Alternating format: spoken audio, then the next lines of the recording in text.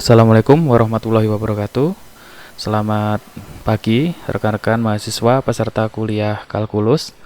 Pada kuliah yang pertama kali ini, kita akan mendiskusikan fungsi dan model matematis. Berikut adalah outline untuk kuliah minggu pertama. Ada 3 materi yang akan didiskusikan. Namun demikian, untuk sesi yang pertama kali ini, kita hanya akan membicarakan tentang cara menyatakan fungsi.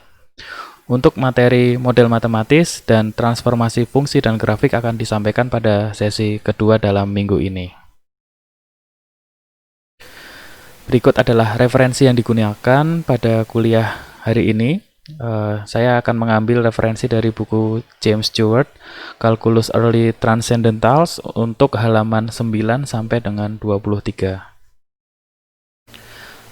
Baik, mari kita mulai kuliah pada pagi hari ini. Materi yang pertama yaitu mengenai cara menyatakan fungsi. Kita mulai dari definisi dari fungsi. Jadi, fungsi muncul ketika suatu besaran atau nilai bergantung dengan besaran atau nilai yang lainnya. Sebagai contoh, saya akan tunjukkan poin pertama berikut ini. Luas lingkaran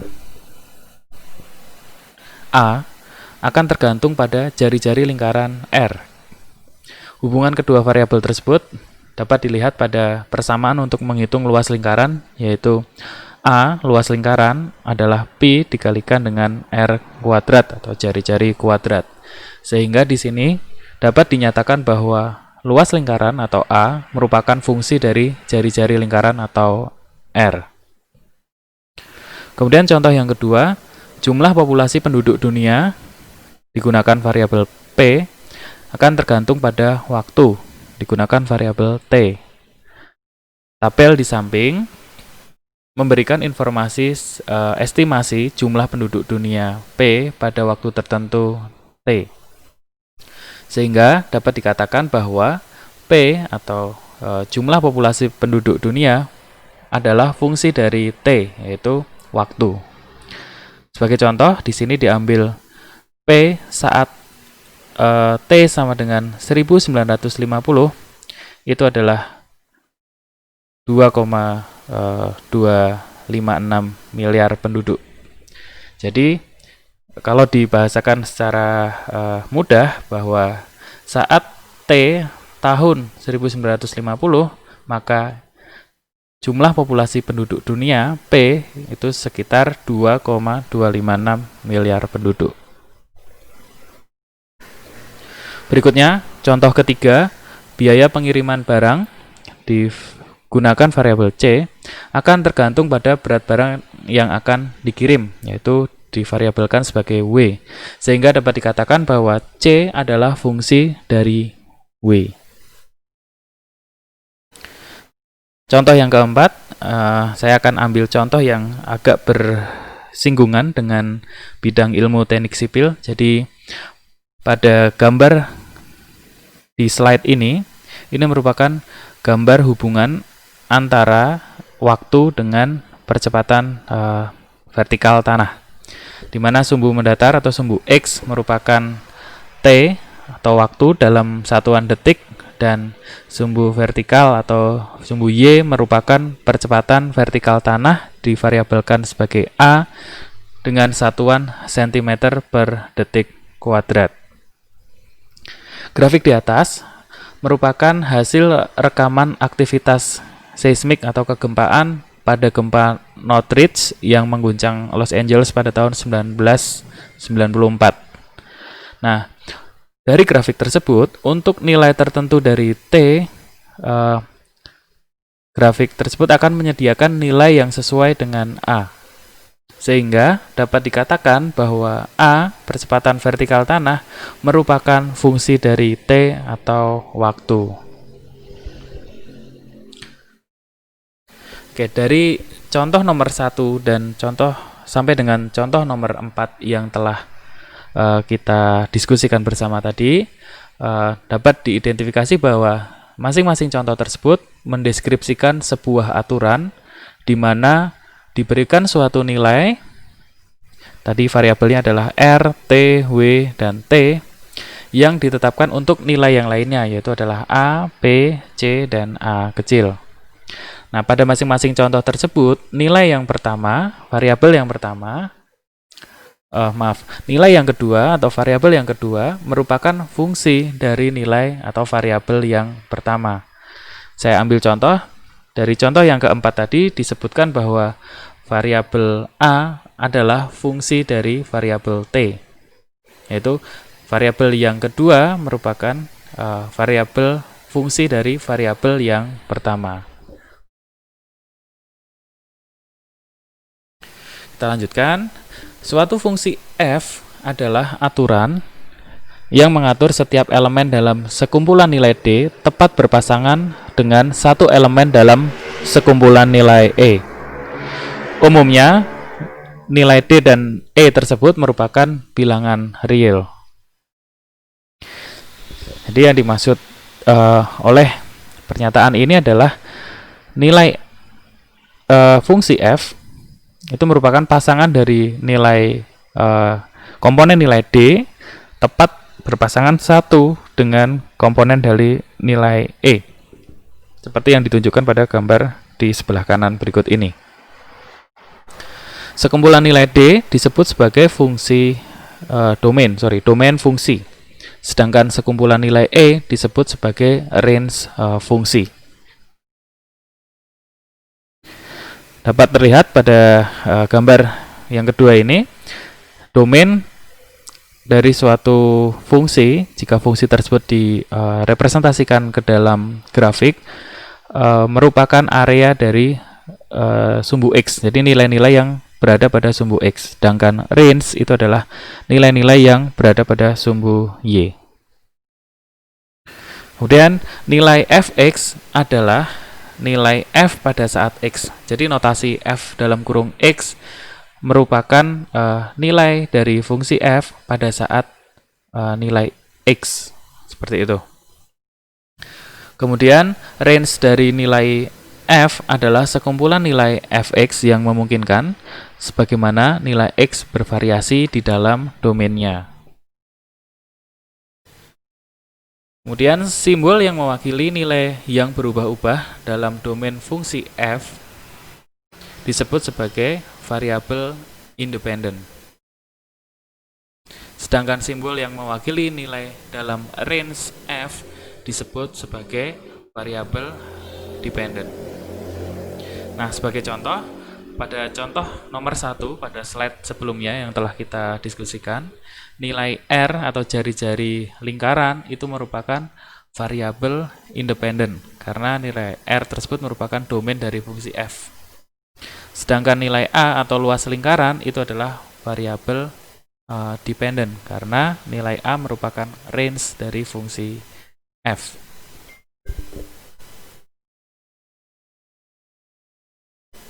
Nah, untuk menjelaskan fungsi akan dianalogikan seperti mesin, di mana jika nilai X adalah domain dari suatu fungsi f, atau f-nya itu kita anggap sebagai mesin begitu ya, maka saat X dimasukkan ke dalam mesin dan diterima sebagai input, selanjutnya mesin akan memproduksi output berupa fx sesuai dengan cara kerja mesin tersebut. Jadi fungsi tersebut akan dianalogikan sebagai mesin, sedangkan X yang merupakan domain akan dianalogikan sebagai input. Kemudian X akan diproses oleh fungsi dan akan dihasilkan output berupa fx yang merupakan range dari fungsi tersebut. Untuk itu dapat juga dikatakan bahwa domain adalah sekumpulan input dan range adalah sekumpulan output dari mesin, atau mesin yang kita analogikan merupakan fungsi. Nah, cara lain untuk menjelaskan fungsi adalah melalui diagram panah seperti pada gambar di samping. Jadi, gambar diagram panah berikut ini menjelaskan bahwa untuk nilai X dia akan berpasangan dengan fx. Untuk nilai A dia akan berpasangan dengan FA. Nah, setiap panah menghubungkan elemen D dengan elemen E. Panah tersebut juga mengindikasikan bahwa Fx berkaitan dengan X dan Fa berkaitan dengan A dan seterusnya. Kemudian cara yang paling umum untuk memvisualisasikan suatu fungsi adalah melalui grafik seperti yang terlihat pada gambar di samping. Jadi fungsi tersebut akan direpresentasikan ke dalam grafik dengan cara menginputkan nilai domainnya atau nilai X-nya ke dalam fungsi. Kemudian kita akan dapatkan berapa nilai range-nya atau nilai Y-nya. Kemudian dari pasangan X dan Y untuk beberapa data akan kita hubungkan menjadi grafik semacam ini. Nah, jika f adalah fungsi dengan domain D, maka grafik dari fungsi tersebut merupakan himpunan nilai-nilai yang saling berpasangan. Dengan kata lain, grafik dari fungsi f terdiri dari seluruh titik x, y dalam bidang koordinat, di mana untuk y sama dengan fx dan x adalah domain dari fungsi f tersebut. Karena koordinat y untuk sembarang titik x, y pada grafik adalah y sama dengan fx, maka kita dapat membaca nilai fx dari grafik melalui tinggi grafik tersebut di atas titik x sama dengan 0. Grafik juga dapat menjelaskan domain dari fungsi f pada sumbu x dan range dari fungsi f pada sumbu y-nya. Hal ini terlihat seperti pada gambar di samping. Oke, sebagai contoh, pada gambar di samping terdapat sebuah grafik. Kita diminta untuk mencari berapa nilai F1 dan F5, atau F pada saat X sama dengan 1 dan F pada saat nilai X sama dengan 5. Kemudian poin yang kedua, kita diminta untuk mencari apa yang menjadi domain dan range dari fungsi f yang direpresentasikan ke dalam grafik sebelah kanan ini. Untuk menjawab tersebut, poin pertama, kita dapat lihat pada gambar di samping bahwa untuk titik x sama dengan 1 dan y sama dengan 3 atau x, 1,3, pada grafik tersebut kita akan melihat bahwa titik 1,3 akan berada pada grafik yang berwarna merah. Sehingga nilai f saat x sama dengan 1 nilainya adalah 3. Demikian juga untuk f5, yaitu kita lihat pada x sama dengan 5 berapa nilai y-nya. Ternyata y-nya adalah 0,7, tetapi memiliki tanda minus karena berada di bawah sumbu x sama dengan 0. Sehingga jawaban untuk pertanyaan yang pertama adalah f saat x sama dengan 1 nilainya adalah 3, dan f untuk nilai x sama dengan 5 nilainya adalah 0,7, minus 0,7. Kemudian pertanyaan yang kedua, apa yang menjadi domain dan range dari fungsi tersebut? Kita dapat lihat bahwa fungsi fx didefinisikan untuk nilai x antara 0 sampai dengan 7, sehingga yang menjadi domain dari fungsi f adalah interval tertutup 0 sampai dengan 7, dan yang menjadi range untuk fungsi tersebut adalah interval tertutup dari minus 2 sampai dengan 4. Poin berikutnya adalah representasi fungsi. Ada 4 cara yang dapat digunakan untuk menyatakan fungsi. Cara yang pertama adalah secara verbal, mendeskripsikan dengan kata-kata. Kemudian cara yang kedua adalah secara numerik, menggunakan tabel dan angka atau nilai-nilai tertentu. Cara yang ketiga adalah secara visual, menggunakan grafik. Dan yang terakhir adalah secara aljabar, menggunakan persamaan atau formula. Nah, jika suatu fungsi dapat direpresentasikan dengan 4 cara tersebut, hal ini akan sangat bermanfaat untuk mendapatkan penjelasan atau informasi tambahan dari fungsi tersebut. Sebagai contoh, fungsi berikut dinyatakan secara aljabar melalui formula y sama dengan 2x min 1.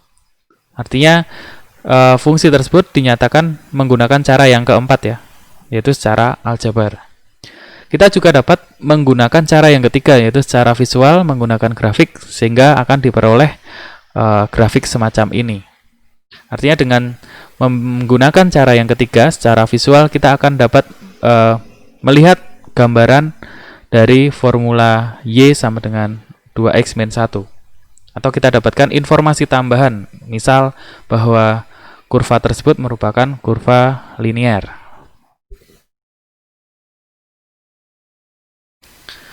Nah, sebagai contoh berikutnya, berikut ini adalah sebuah kotak penyimpanan yang memiliki volume 10 meter kubik, di mana panjang bagian dasarnya itu adalah 2 kali lebarnya. Jika lebarnya kita beri variabel W, maka panjangnya adalah 2W. Lalu, untuk material pada bagian dasar kotak penyimpanan tersebut memiliki harga $10 per meter persegi. Sedangkan untuk material di sekelilingnya ini memiliki harga material $6 per meter persegi. Kemudian tinggi dari kotak penyimpanan tersebut diberi variabel H. Nah, kita diminta untuk mengekspresikan biaya material dari kotak penyimpanan tersebut yang menunjukkan fungsi dari lebar bagian dasarnya, atau F dalam kurung W. C dalam kurung W, di mana C adalah cost, begitu. W adalah lebar dari kotak penyimpanan di bagian dasarnya. Nah, solusinya adalah sebagai berikut. Kita gambar kotak penyimpanan tersebut dengan variabel-variabelnya. Lalu luas area pada bagian dasar itu adalah 2W dikalikan W. Kita sederhanakan menjadi 2W kuadrat.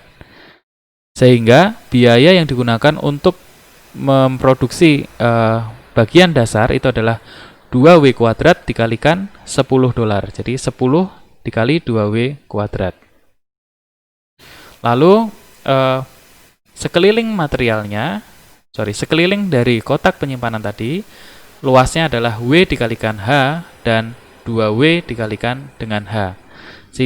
Sehingga biaya material yang digunakan untuk sekeliling kotak penyimpanan itu adalah 6 dikali dengan 2WH ditambah dengan 2 dikali 2WH.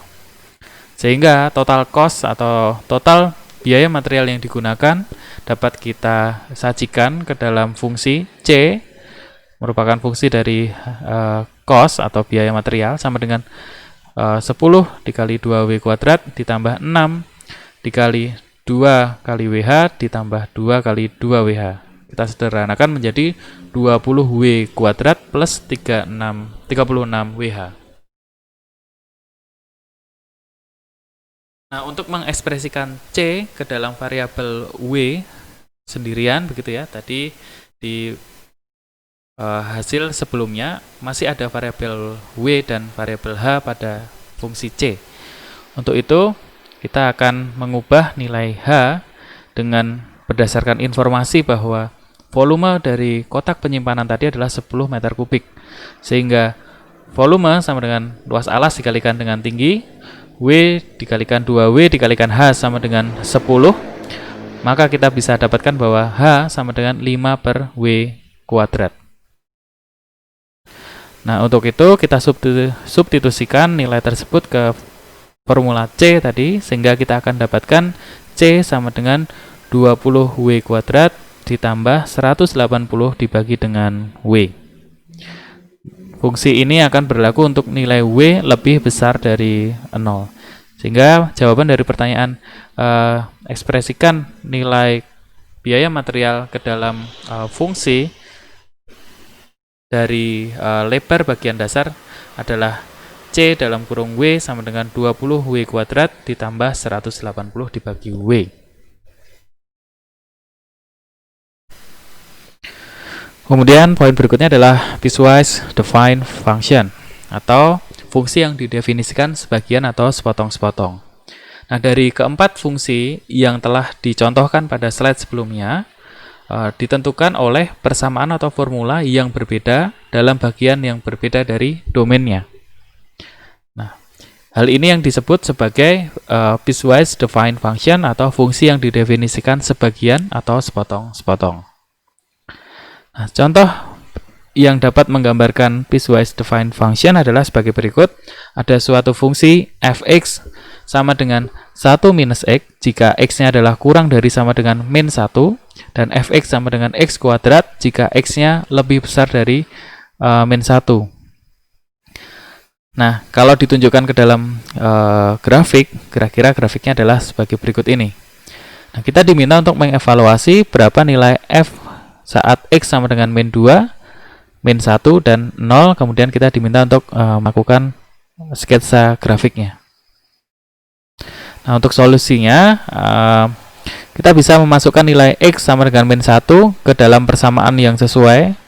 Terdapat dua kondisi batas, yaitu x kurang dari sama dengan min 1, kita gunakan fx sama dengan 1 min x, dan saat x lebih besar dari min 1, kita gunakan fx sama dengan x kuadrat.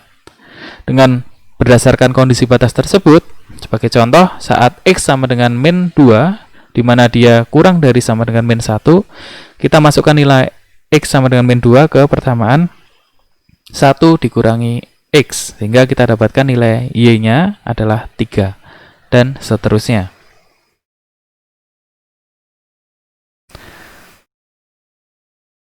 Nah, bagaimana kita menggambarkan grafiknya? Kita juga akan menggunakan kondisi batas yang telah disebutkan dalam fungsi tersebut.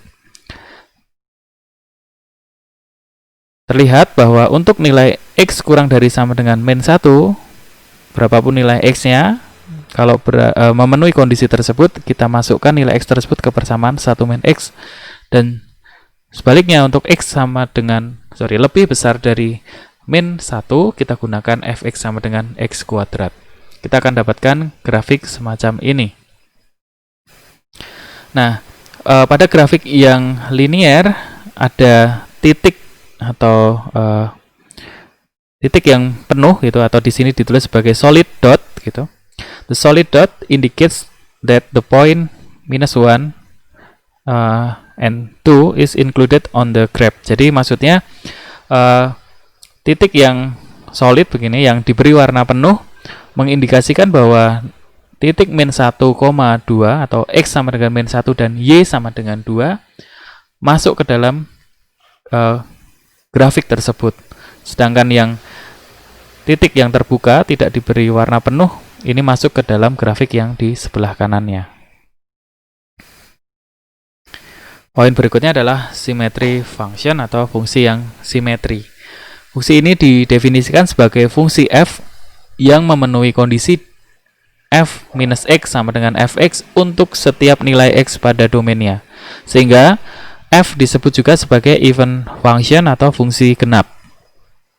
Contoh, fx sama dengan x kuadrat adalah fungsi genap karena saat kita inputkan min x, kita juga akan mendapatkan hasil yang sama saat kita inputkan nilai x. Jadi ya, f dalam kurung min x sama dengan min x kuadrat sama dengan x kuadrat, dan x kuadrat sama dengan fx.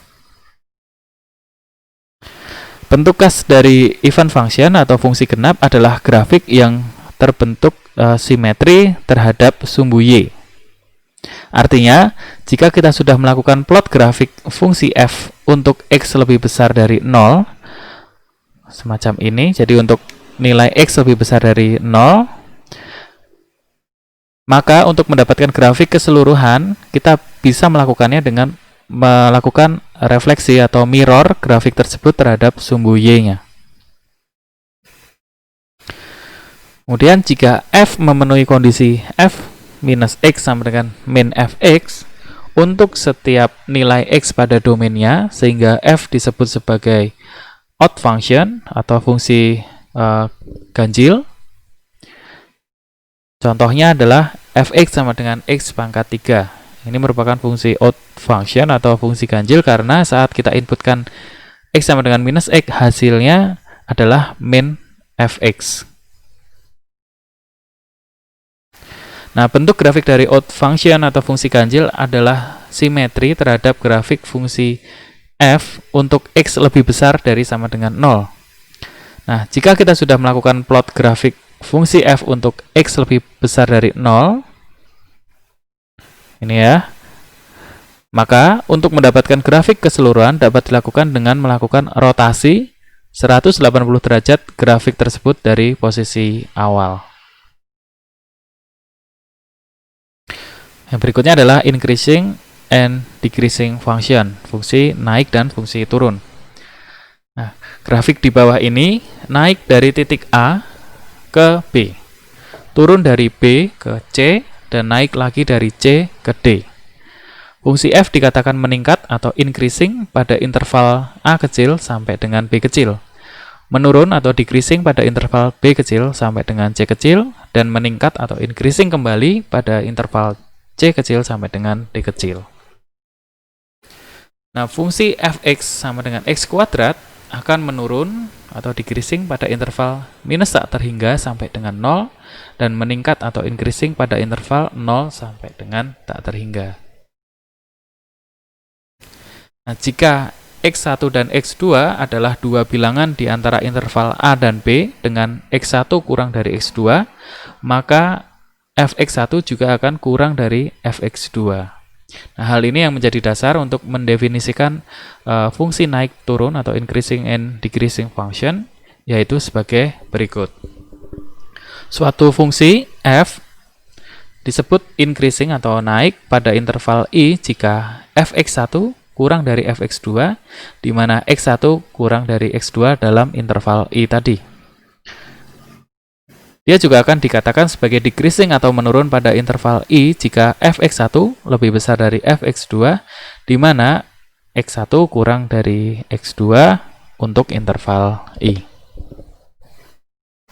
Ya, demikian kuliah kalkulus pada sesi pertama minggu 1. Semoga bermanfaat untuk Anda semua. Saya tutup. Assalamualaikum warahmatullahi wabarakatuh.